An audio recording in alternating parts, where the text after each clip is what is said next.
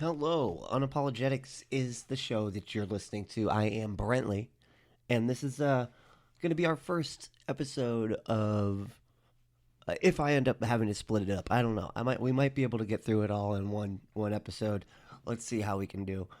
This is the episode on intelligent design, and I wanted to start out with a clip from Christopher Hitchens. So let's go ahead and we'll just start with that. We're just going to get going right away here.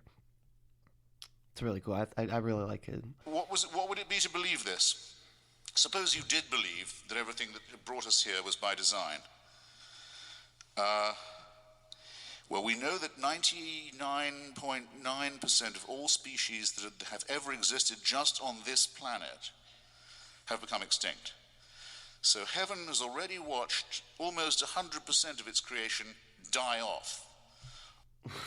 That is such a great point. When you're looking at intelligent design, the fact that almost everything on this planet has died almost just proves that it's exactly the opposite of an intelligent design. It's an unintelligent design. It's a very stupid design. If there is like anything trying to design it, if there is any creature or thing that's trying to design this or had tried to design, they did a terrible fucking job. And I think it's pointed out perfectly when, you just point out that one fact that just about everything on this planet has died off.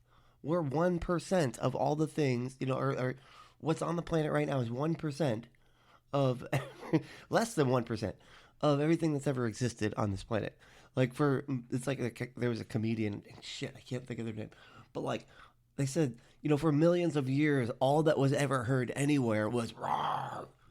For millions of years, just rawr, and it's so true, it's just, and like, why? What for?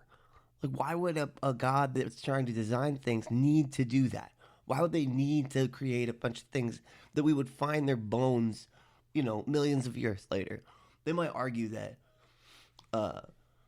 they put, God put those bones there. The only thing I could think of, like, if I put my Christian hat on, it's full of peanut butter. If I put that on, like, and I actually try to do, what they would say, I would say God had to have the dinosaurs exist so that we could have fossil fuel or some stupid, you know what I mean? Like, do some post hoc rationalization shit, without realizing that that's what I'm doing. That's what would happen, I'm thankfully now I know a bit better what's actually going on, but so we'll continue. Often in very unpleasant, callous circumstances, with folded arms, right? And that's billions of years of geological time. Some people say that Homo sapiens has been around for 100,000 years, some for as long as 250,000. No one says less than 100,000. Francis Collins, the great Christian believer who did the Human Genome Project, says certainly 100,000. I'll take 100. Richard Dawkins thinks it's more. I'll take 100. What does it mean if we're divinely supervised? And So, I mean, there are people that say that there's fewer, it's like 5 or 6, but they're not scientists and they're not very bright. And that's kind of like what these videos are meant to dismantle, are the people that believe that the Earth is, I don't know, like 6,000 years old, something like that. Just basically at the beginning of recorded history, they think, because like, I mean, they honestly, like, if we didn't have recorded history, it'd be shorter for them, I'm sure, But the fact that we have Chinese dynasties that go back thousands of years, they can't they can't do anything about that. They have to go back earlier than that to say where everything started. Finally created and what looked out for. It means that for 98 or so thousand of those years, humans, Homo sapiens, were being born, dying, half of them in childbirth, I would think. Life expectancy maybe of 20 years, maybe of 30, people dying essentially of their teeth and of hideous diseases, living in permanent fear. Where are the earthquakes coming from? Where are the lightning strikes coming from? Why is all this? What are these diseases that hit us? We don't know about microbes, we have no idea. That's to say nothing about the fights with neighboring tribes. over women, over land, over meat, over subsistence, the torture, the violence, the cruelty that goes on. I don't need to underline all of it, I hope. You can picture it for yourself. 98,000. Yeah, it's just, and those would be questions that they would definitely be asking at those times when they would not have answers. Now we're really good at anthropomorphizing things, right? Like, I mean, we have a fucking movie about cars that have faces like us, and personalities like us. It's stuff starring Owen Williams. Yeah, um, and it's just funny that of course, we're gonna look up to the sky, see lightning, and go, "That's an angry being up there. That's an angry being. It's mad about something. What's going on? What are they mad about? Let's figure it out." Okay, and then everything else is just guesswork at that point, right?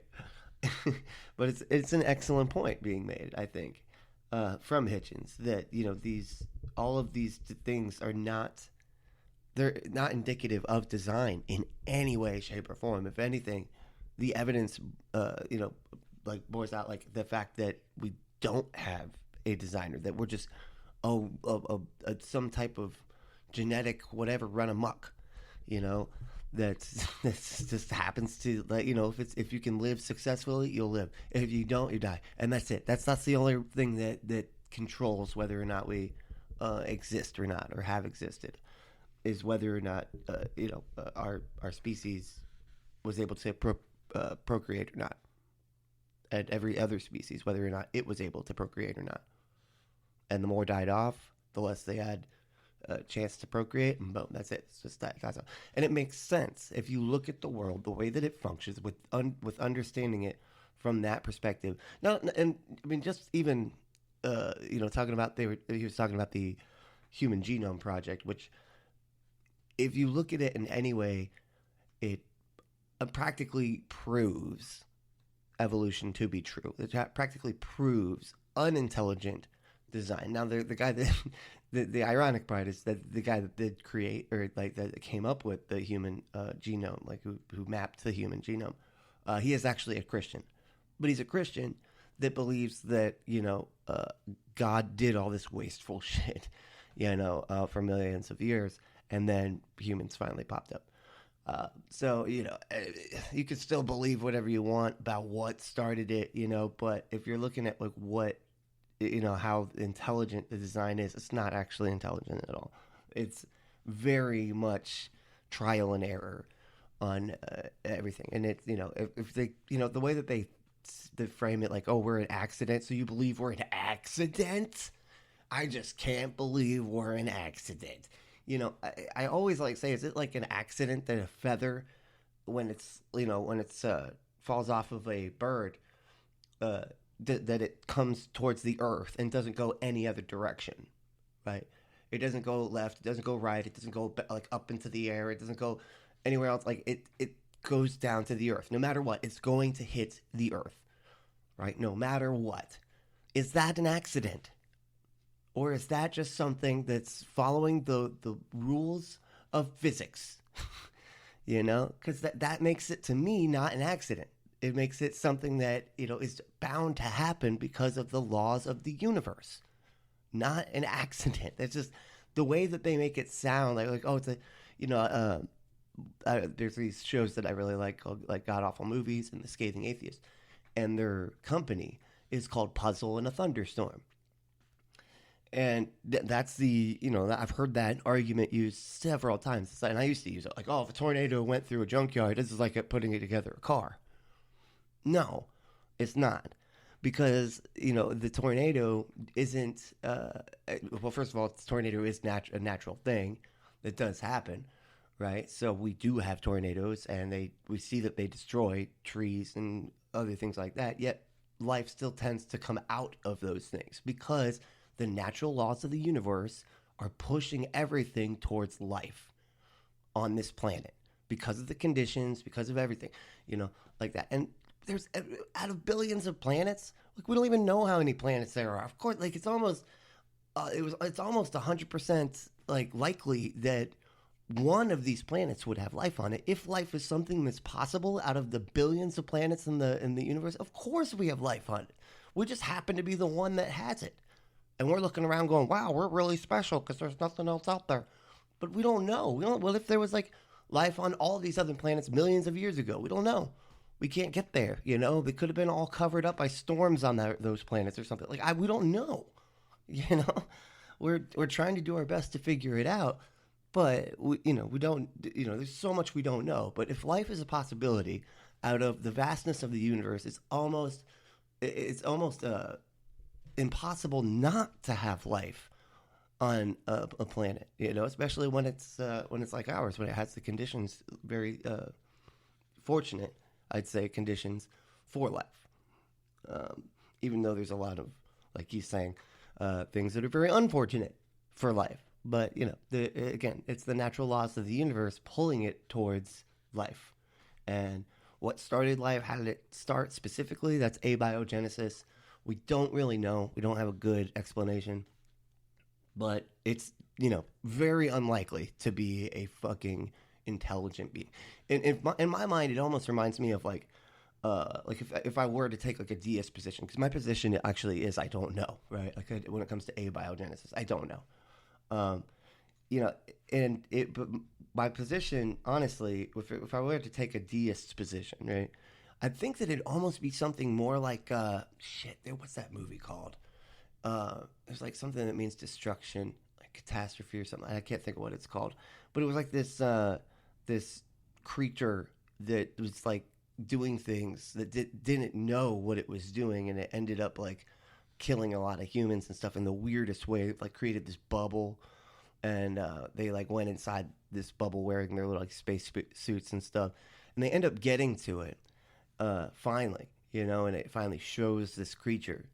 And it was very clear that the creature didn't even know what it was, but it was like mirroring other things. Like, and it was a big like mirror creature, and it was creating things basically, and creating fire, and it would mirror other things around it, right? So it would kill somebody, and then plants would grow in that person's like shape and stuff. But it was very clear that it did not know what it was doing. It was just something that existed, and and it didn't know what it was. It didn't know that it was killing or making life, when it was doing both. And it didn't know what it was doing. It's just something that existed. And I think if there was anything that started the life on this planet, I think it'd be something that didn't know what it was.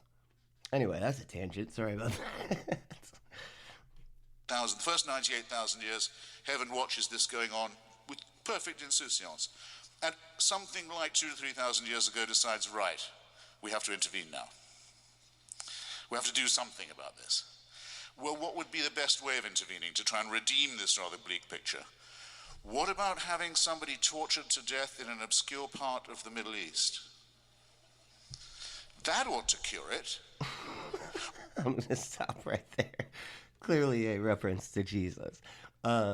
Because it's just so nonsensical, honestly. Where they're like, how do you know the world was created? Well, because a guy was tortured to death. What? What the fuck are you talking about? Like, I got a book.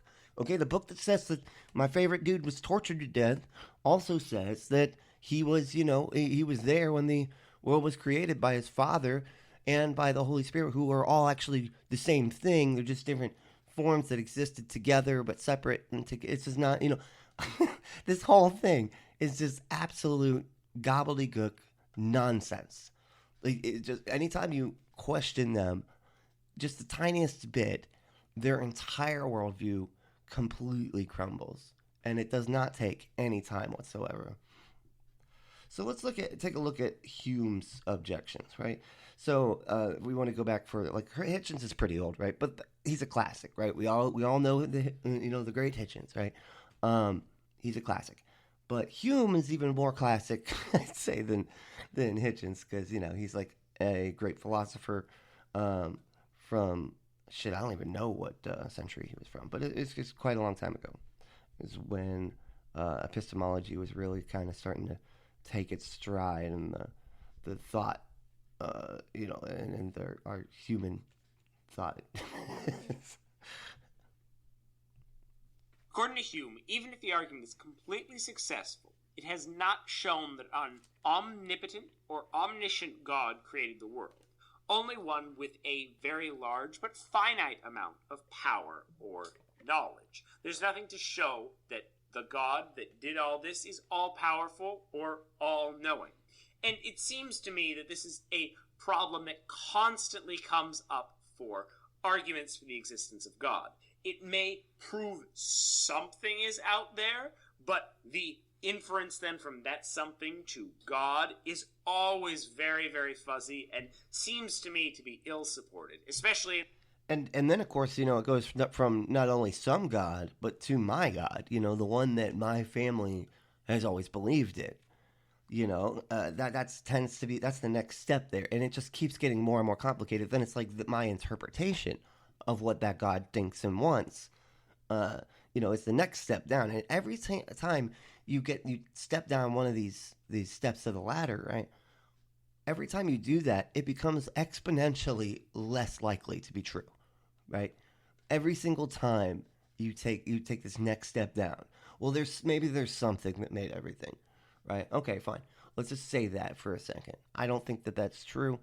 I think that a lot of things made everything, and it's just the way that, and it's the natural laws of the universe. Those are the lot of things that created everything. But, if you did say, okay, there's something, right? Then going from something to a God that they claim, they love to say he's all powerful, but clearly he's got major limits. If he's, exists at all, which of course we don't believe. But if he did, he'd have all these limits. And from there, then you go, okay, well, it's some God, then to my God, then to my interpretation of my God, and it becomes less and less likely each rung you go down in that little ladder there.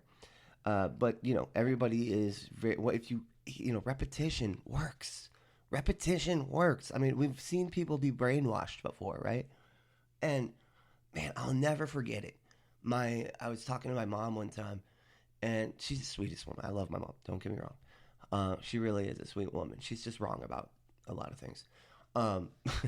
But, and she was saying, like, I came back from church and I just felt washed over. Like, my spirit and my mind was washed over. She literally used the word washed.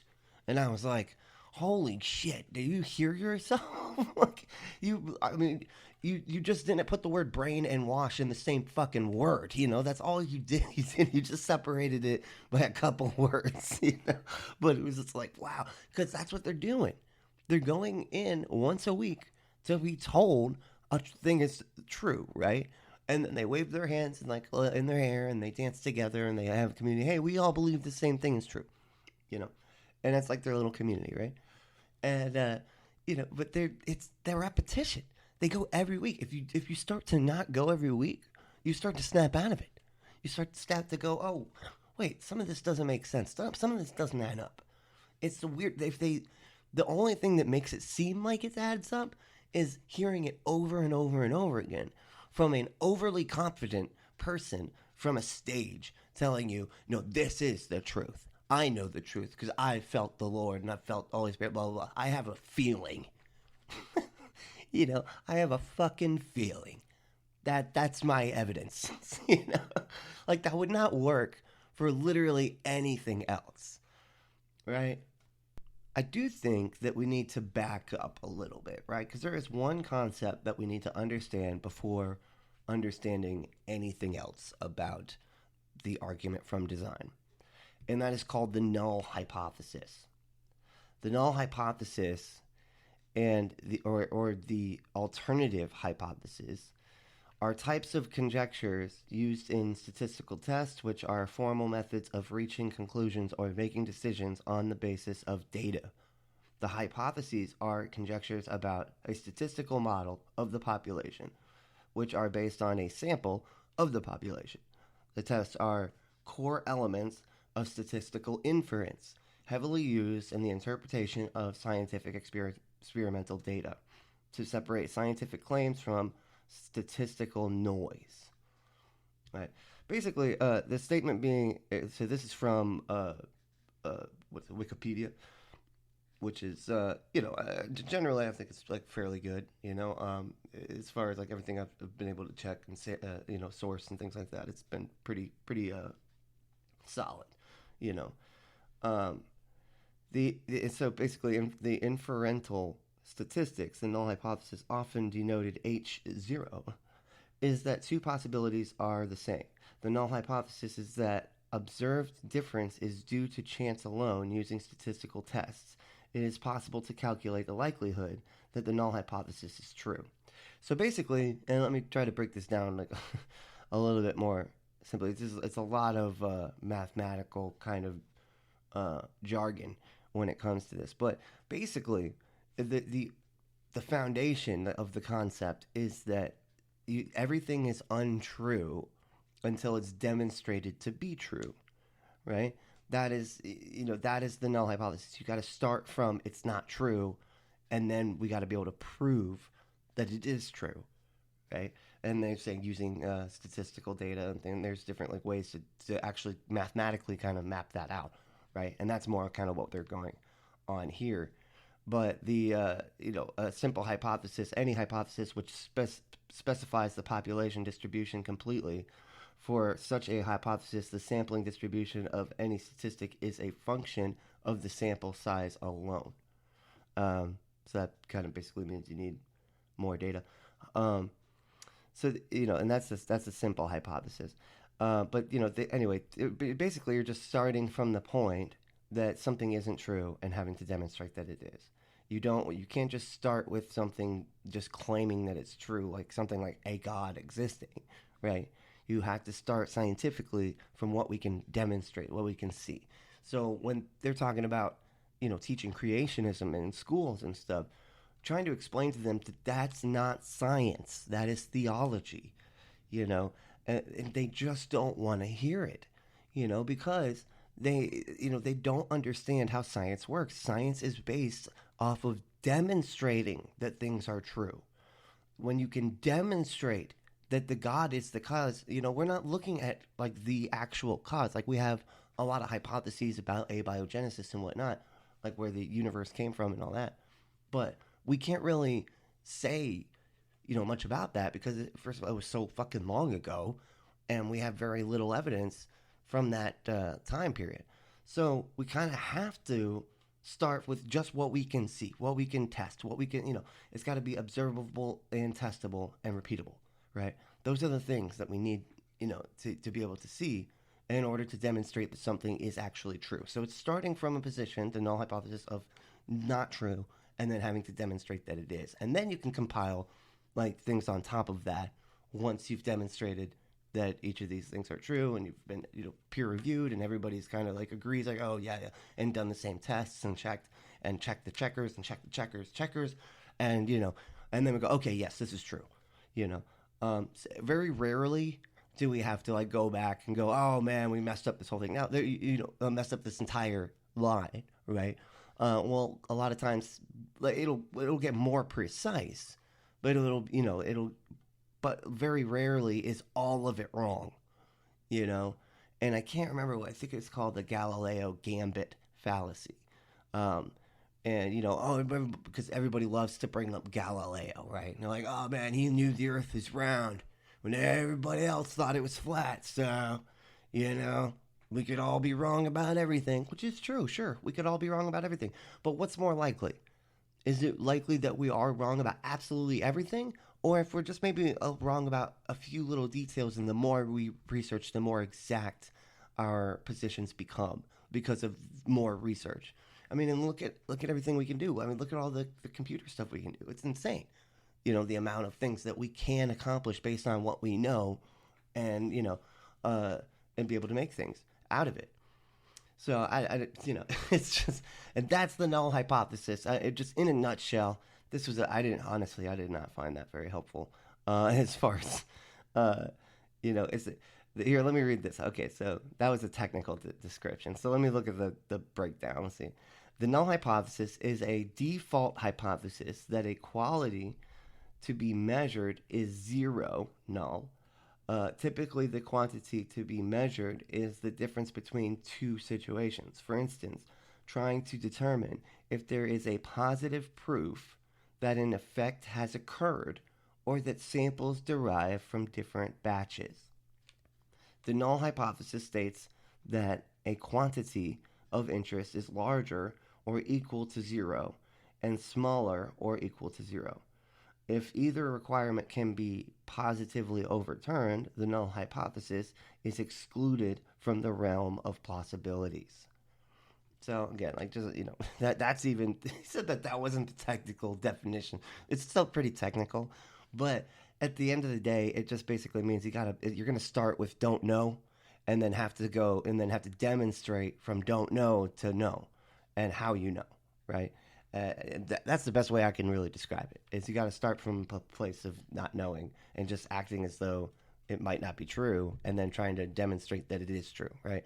And you do that through statistical analysis and whatnot. So that's the null hypothesis. That's an important part, I think, of intelligent design because it completely negates the null hypothesis.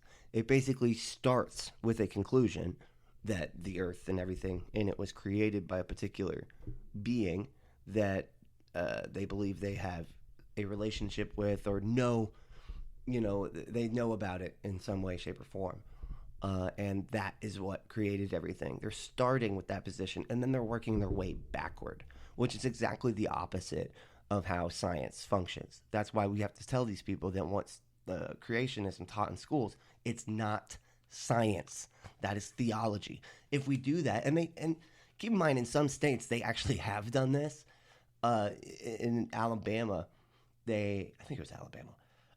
They basically made it a law that like when it comes to evolution and all the science that we have about the beginning of the universe, everybody's just right. If any kid raises their hand and goes, "Well, I believe that God, Jesus, and God, created the earth, out of nothing or whatever," they'd be like, "Well, you are right about that, kiddo. You're getting an A. He wrote about his God." And then some other kid's like, "Well, it's a bunch of Hindu gods actually, and Earth is actually on a turtle's back, that has an infinite number of, I think, elephants under each foot of the turtle." And they'd be like, "Yup, that's right too. You're exactly right about the origin of the universe." And it just goes from there. It's just like, it's so stupid. Like, that's not science. That's just what you think about a thing. It's just so dumb. How can you have science that works like that? That's not, it's just starting, you're going completely backwards from anything that is related to science whatsoever. So, I just wanted to start with that. As we got to understand the null hypothesis, at least in its simplest form, to understand why intelligent design is nonsense. So I wanted to get into this a little bit. It's a list of scientific bodies explicitly rejecting intelligent design. Now, again, this is from Wikipedia. This is from the United States. This is national. American Association for the Advancement of Science, the American Association of University Professors, American Astronomical Society, American Chemical Society, American Geophysical Union, American Institute of Physics, American Psychological Association, American Society of Agronomy, American Society of Biochemistry and Molecular Biology, Botanical Society of America, Federation of American Societies for Experimental Biology, National Association of Biology Teachers, National Center for Science Education, National Science Teachers Association, United States National Academy of Sciences, State and University, that's Kentucky. I mean, it's just this list. This is just America alone, right? And it goes into other international bodies that I can look at, and it goes into like the Council of Europe, Elie Wiesel's Foundation for Humanity. It's got a ton of these different scientific bodies that do not, on an international level, International Society for Science and Religion. The Science and Religion one even rejects intelligent design. That's interesting. And it's the Royal Society. There's just like a ton of different, of different, and these are all like organizations that's entire goal is to figure out what is true about the universe, right? That is their entire goal of all of these associations and different organizations. I just thought that was kind of interesting. So this is a little bit from Matt Dillahunty. I think a lot of people have problems with him. Uh, I think maybe possibly for political reasons, or I think other issues that they've had with him. Um, but I think some of his answers on like the atheist experience throughout the years has been pretty helpful for a lot of people. So I do refer to him. I don't. This isn't an endorsement of him specifically. It just I just use clips out of these. Like basically, I Google intelligent design debunked, and then I basically just play all the clips and I kind of talk my way through it. That's what we're doing here. That's what these episodes are for. So in doing that, a lot of atheist experience clips come up, which means most people, when they are looking up how to refute these claims of God's existence, whichever God it may be, this is where they're more than likely going to turn. So I want to play a clip. This is somebody named John calling in with evidence for intelligent design. So let's hear how they respond. And this is also Phil Session, which I want to say early on in Unapologetics, if you go to our actual YouTube, it's really small. Like Phil Sessions came in and hung out, and we all watched Die Hard together during Christmas, and we had our headphones in, of course, and we all just kind of reacted and had conversations like over it, but we're explaining like what's happening and what we think about it. It was really fun. We had a fucking blast, and all we did was basically react to Die Hard, together with Phil Session. It was great. It was an amazing time. I had a blast. That was back when I was still drinking quite a bit, so I got pretty drunk during that time, but it was a lot of fun. You can go back and check that out. Anyway, here is John with evidence for intelligent design. Here we go. Oh, is that Ray Comfort? Yeah. Yeah. Okay. Yeah. Well, greetings from Southern California. Thank you for putting me on the air. Sure. Welcome. I won't ask you to comment on the last caller, but if you segue that direction, you're still okay. Okay, well, thank you. I appreciate that. Listen, I'm going to actually try and keep this away from all this frustrating word salad that I hear. But I guess my first question is do you believe that there is no evidence for God, or do you think there is some evidence for God? However, it's not sufficient for you to believe that a God exists. So it completely depends on how you want to count evidence, because certainly we tend to identify things as anecdotal evidence, testimonial evidence, and those things count as evidence, but only to the extent that they are believable, that they are verifiable, etc. So I have at times in the past said there's no evidence for the existence of God, and what I mean by that is I'm not aware of any good evidence that should be considered as evidence for the proposition, because the anecdotal and testimonial things that people present, when I evaluate them independently, I find that they're not necessarily evidence for God. They are, in kind of like the last call, evidence for... They contradict each other constantly. It's just like the alien stories, when you hear all these people, that's why there's like, they have to basically come up with all of these different species of aliens, and it has to be kind of like this Men in Black world, right? Because everybody's interaction with these aliens is completely different. Like one was I can't remember what they were called. I think, but they were like Viking aliens. They just looked like white people with long blonde hair and blue eyes and like super pale skin. I think they were called like the tall whites or something like that. I can't remember. The whites. It's so fun. And then of course the grays are like the big headed kind. and all of these things are contradictory to one another. But anyway, so that's why we can't really hold any of these claims up to any scrutiny. Anyway, this has nothing to do with intelligent design necessarily, but it's still just an interesting point. But here we go. For people having experiences that they are attributing to a god, but there's no justification for that attribution. So, but by and large, I tend to just say that there's insufficient evidence to reach the conclusion that a god likely exists. Okay. If I may, maybe given, although I totally recognize Absolutely. that a lot of people would not be, but we're all very familiar with the sun. We kind of see it every day. Not that we're sitting there looking at the sun, but we're very aware of its presence. And we're aware of how it moves. I'm 56 years old, so it's quite clear to me the sun is always starting to appear in the eastern sky, and it's always disappearing in the western sky, and, a little lower in the horizon in the winter, blah, blah, blah, blah, blah. And I've seen the moon thousands of times in my life, and I know that, we live on Earth. You get in on an airplane, and you see how big it is. And it's just, everybody knows that there's this very consistent pattern of the sun and the moon's movements around the Earth. And when you get into astrophysics, they're so good at this, they'll predict exactly when the moon is going to block the sun out for a couple of minutes. I think in 2017, I kind of lived close enough to the total lunar eclipse that you got a pretty good view of it.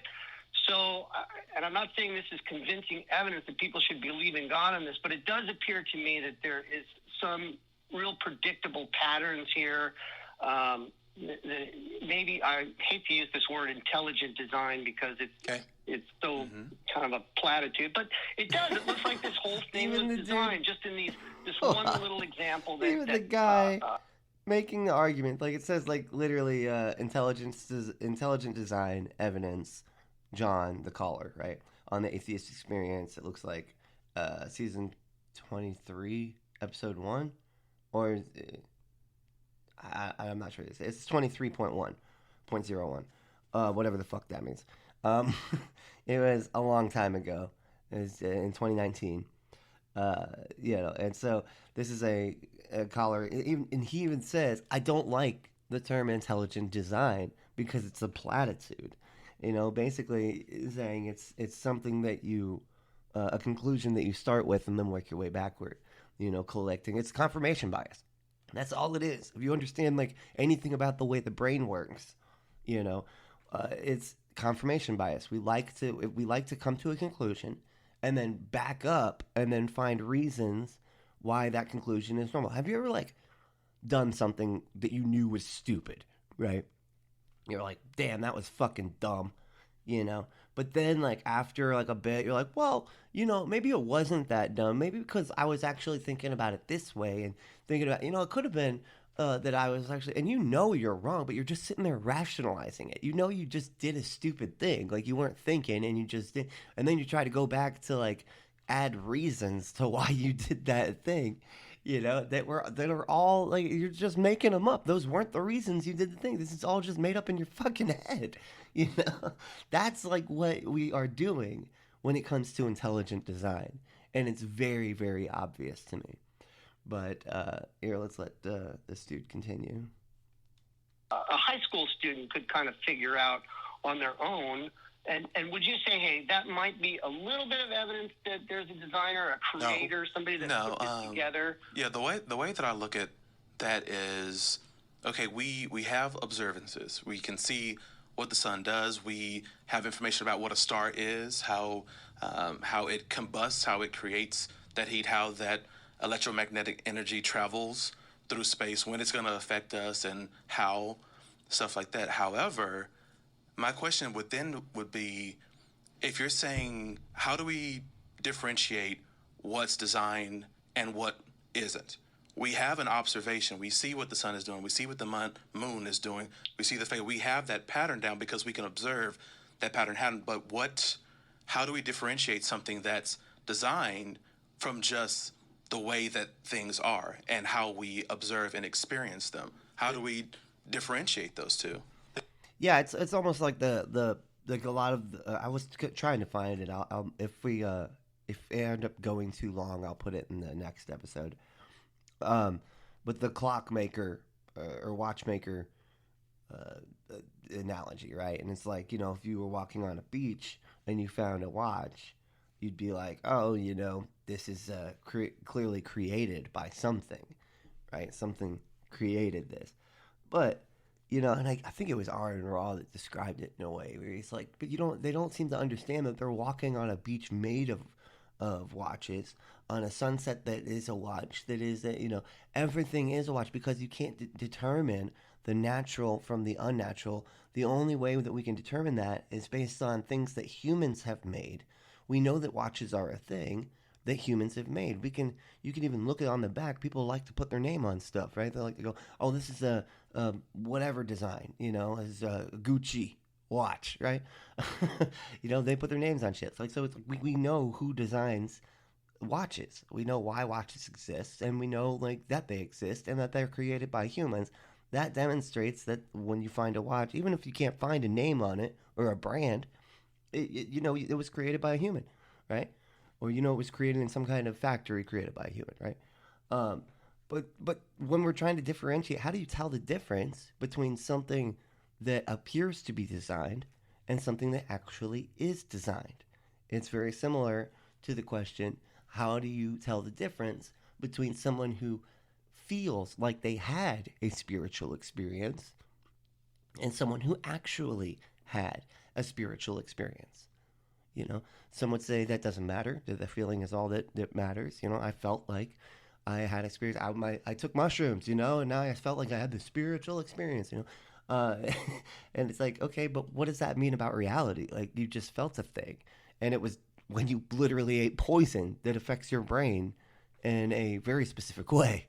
But it's just an interesting take, I think, to just try to differentiate. How do we differentiate non-reality from reality? That's really what it is, and like the way you feel like reality is versus how reality actually is. How do we tell the difference? The case you're making, if you really kind of dig in on it, okay, we understand from physics and from gravity, we can make really good predictions. These things are moving. And of course, they seem orderly from our perspective and even potentially beneficial from our perspective. But what your argument has to be when you dig in on it is, okay,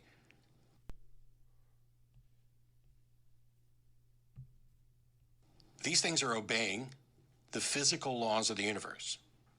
And so now you have to move a step back and say, in order for this to be evidence for God, you have to think that God intentionally set up this particular set of physical laws for things to obey.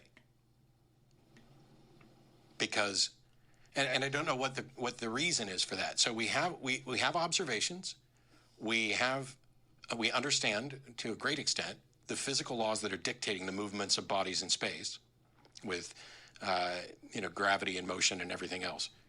And what you're doing is looking at it, and like everybody else, I mean, we are pattern seekers. We see intentionality in design, and you're saying, when I look at that, it seems so orderly that it seems to me to be, at least somewhat convincing evidence for God. But in order for that to be the case, what you'd have to be saying is, I am convinced that because there's order, God must have defined that order. It was intelligently decided that this would be the order. So you're essentially arguing that the order we perceive could not have come about by natural means, or was incredibly unlikely to have come about by natural means. And the problem with that, there's many problems with it. When we look around at the whole universe, we see this order, these physical laws applying, as far as we can tell, largely universally, and with no intention, no purpose. There's nothing on Alpha Centauri that was designed with us in mind or that affects us in any way.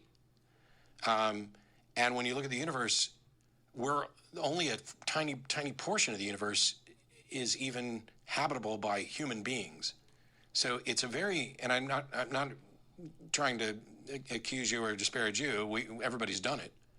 But it's a very arrogant notion that begins with, my life is important to me, and my life's important to me too. It's true for everybody. And isn't it kind of convenient that I live on this planet where I can live on this planet? And it just seems unlikely that that could have happened by chance. And so there must have been some God in there somewhere. And the problem is, there's no evidence for that proposition. It is a fallacy on two fronts, at least. One, because it's an argument from personal incredulity, that I just can't imagine that this could have a natural explanation. So I think a supernatural explanation is at least plausible. I just want to add real quick here, and this is like really the meat of what I was trying to get to in this particular call. What he was talking about just there, it's very similar to, and I think it was in the Hitchhiker's Guide to the Galaxy, which is an excellent book when it comes to, like a lot of these questions of design and the universe and stuff like that, and the God's existence, and he does a good job of making it a narrative form, but like giving you all these little pieces of information throughout. And one of the analogies, kind of, that was in that book was the puddle. There was a puddle that became sentient, and the puddles just kept on saying, "Man, look how perfect I fit in this thing. Like every groove I match." It's match it perfectly. Like the actual contours of my skin perfectly match the shape of the ground. This is incredible. This was made just for me. This earth was made just for me. The contour of the shape of this earth was made just for me to fit into it, because look how perfectly I fit. And then the sun comes up, right? And the puddle begins to shrink, right? And he's like, "Wow, it's still, even though it looks like parts of me are drying up, I still fit perfectly." And he just keeps on going on about how perfectly he fits in this little hole. And then the sun fully comes out, it fully dries up, and the sentience is gone. It's not alive anymore. And but that whole time they were thinking, I can't remember if it was a man or a woman or non-binary, but they were just saying that everything's perfect. This is perfectly created and designed just for me. And all the while, it was just a puddle. We know that the way that water functions, water, finds the lowest point of gravity and goes to that point, and then just sort of piles on itself, filling in every single gap. So that's just the way that water functions. But of course, from a puddle's point of view, it thinks that the ground underneath of it was perfectly created specifically for it. And it's just a great, analogy for, against intelligent design. I just thought it was fascinating. Great book. The other one is cherry picking, because whenever we look at that, we tend to look at the things that directly affect us and ignore all of the other things. The black holes that are going to consume things and all this. So we pick out the things that work to our benefit and say, wow, this all looks like it was designed for me or us and mine. Mm-hmm. And we ignore the things, the fact that we would die in the vacuum of space and we can't live underwater without, equipment and gear, and that a good chunk of the planet is inhospitable, and that there are things out to kill us and cancers and blah, blah, blah. It's a very narrow look that says, hey, we need an explanation for the Earth, the sun, and the moon, and how they move in such a way that has allowed us to flourish. And to me, the best explanation is that we are the thing that evolved to flourish in this environment. So in some other environment, something else may have evolved and is looking around doing the same thing we're doing. Gosh, the universe was created specifically for me. Does that make sense as to why I don't really count it as evidence for God? Yes, I kind of wanted to maybe respond to this, human arrogance. Absolutely. I don't believe that. I mean, we sit there and we look at an eagle soaring through the sky, and we're jealous because we can't do that. And we know that the eye on that eagle is vastly superior to the eye that I have in my head. And, a bear is 10 times stronger than any human is. So I don't see any evidence that we're the chosen, that human beings are the chosen thing, because many creatures in the animal kingdom are far more capable than we are. I mean, jump into the ocean and you're not going to last very long. Then where's all the then why aren't they capable of creating cities and like building TV sets? And why aren't they like listening to their headphones while they're soaring above everything? Why aren't they, you know? It's just that I don't find that convincing. Yeah, you're it's right in a degree that like eagles have better eyes than we do. Eagles can fly. Bears are a lot stronger than us. Gorillas are a lot stronger, which we have a common ancestor with. Uh, you know, but that doesn't. But we're the only thing that like creates stuff, and that's just why we think we're special. Because everything seems to have some kind of purpose, right, on this planet. You look even at like the ants and stuff, and other things eat the ants, lizards and whatnot, and it's all sort of this whole line of like this helps this thing live, that helps that thing live, and it's like and then we are apparently the only thing that we're just like we got nothing to help anything, survive. We're surviving, so to us. We look at all of that stuff and we look at it as like some kind of chain that's built up just for us. But really, it's just a confirmation bias to say, hey, and believing that we're super special. Whatever happened to our brains when we were developing caused us to have a huge sense of self, right? And an arrogance about ourselves, right? Because we started using tools and things like that, and then those tools got more complicated, and those tools got even more complicated, and so on and so forth. And then we got ourselves more and more comfortable throughout the ages, right? Until now, we live in air condition, and we got all this, all these things that we basically, designed for ourselves to live on this planet more comfortably, right, more easily. And now it turns out we're actually killing ourselves because of that, which is almost hilarious to me. It just demonstrates that the planet wasn't created for us. It demonstrates that we thought it was. We started wasting everything. We create like in America alone, like we are incapable of not wasting like constantly, because that's just the way that we've westernized this planet, and we're gonna destroy it. Like it's gonna kill us. We fucked it up so bad with our wasteful bullshit that the planet is gonna come back and murder us. And it won't matter. The planet will be fine and it'll continue on. We will just become extinct, and then no one will ever know that we ever existed. And that's just that just demonstrates to me that there is no intelligent design. That's why they have to have an end times to their cult, to their it's got to be like I use the word cult, and I don't like to use that word interchangeably with religion, but all like most cults, like actual cults, right? Not even like religious, have to have an end point, right?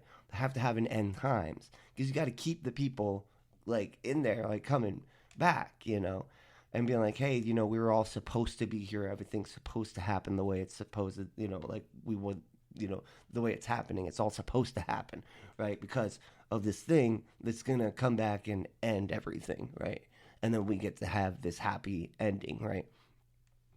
That only, in cults, that only works if they keep repeating it and things like that. Anyway, but the point is that you got to have an end, and the end that we're actually looking at, the end that science is like determining, unless we come up with something really, really incredible, like unless like scientifically within the next 15 to 20 years, we have to be able to come up with something super incredible to be able to like basically solidify our existence on this planet.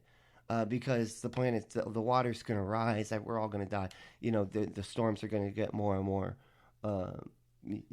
more vicious, and just all. The planet is going to get more and more inhospitable to human life, specifically because of human life. So, it's just interesting to me that, and I don't really hear a lot of people using that as an example why it's not intelligently designed. But I'm gonna go ahead and end right here with the first episode of Intelligent Design. I think I'm gonna do another one of these. Hopefully, Nikki will be coming back, and we're gonna do a political episode very soon. We just haven't had the time to both sit down together. It's been a really tough time scheduling time together, and when we do have time together, we want to be doing stuff. So it's it's just been difficult to get it together, but we are going to get it together very soon. And so this will conclude our part 1 on intelligent design. Come back for episode 2. Hopefully it'll be next week. If not, hopefully we'll do a political episode next week with Nikki, and then after that will be intelligent design part 2. But none of that is for sure. It highly depends on what her schedule looks like. So, well, thanks for listening. And what do we say to the haters, discriminators, and masturbator shamers? Fuck off.